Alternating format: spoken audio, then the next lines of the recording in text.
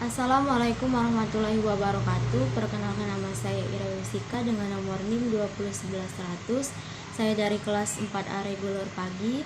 Baiklah, saya akan menjelaskan tentang perbedaan ekologi administrasi negara di Indonesia dengan ekologi administrasi negara di Thailand. Sebelum masuk ke materi, kita harus tahu dulu sistem administrasi negara itu apa.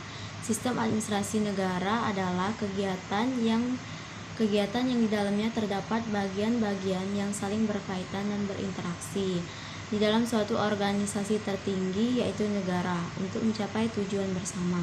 Dan untuk perbedaan itu sendiri antara ekologi administrasi negara Thailand dan negara Indonesia adalah, di negara Thailand sistem pemerintahan yang dianut mereka adalah konstitusional, monarki absolut, yang dimana kekuasaan tertinggi negara tersebut adalah seorang raja. Dalam pemerintahannya, negara Thailand dipimpin oleh Perdana Menteri dari anggota-anggota parlemen dari pimpinan partai yang mayoritas. Dan untuk di negara Indonesia itu sendiri, ekologi administrasi negara di Indonesia adalah bentuk pemerintahannya dilakukan secara demokrasi, yang dimana jika terjadinya suatu permasalahan yang terjadi, maka harus menyelesaikannya secara bersama guna mencapai tujuan bersama. Baiklah, selanjutnya saya akan menjelaskan secara singkat tentang perbandingan antara Amerika Serikat, Thailand, dan Indonesia. Sebagai perbedaan atau perbandingan faktor pengaruh ekonomi terhadap administrasi negara Amerika Serikat, Thailand, dan Indonesia.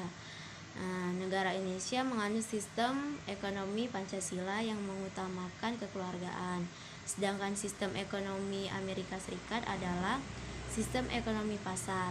Sementara ekonomi Thailand tidak didasarkan pada pasar tetapi berdasarkan pada sistem redistribusi. Dengan demikian, aspek-aspek administrasi negara di Indonesia dipengaruhi oleh sistem ekonomi Pancasila. Sementara Amerika Serikat dipengaruhi orientasi pasar atau masing-masing pihak pengusaha mencapai hasil maksimal dalam rangka public policy.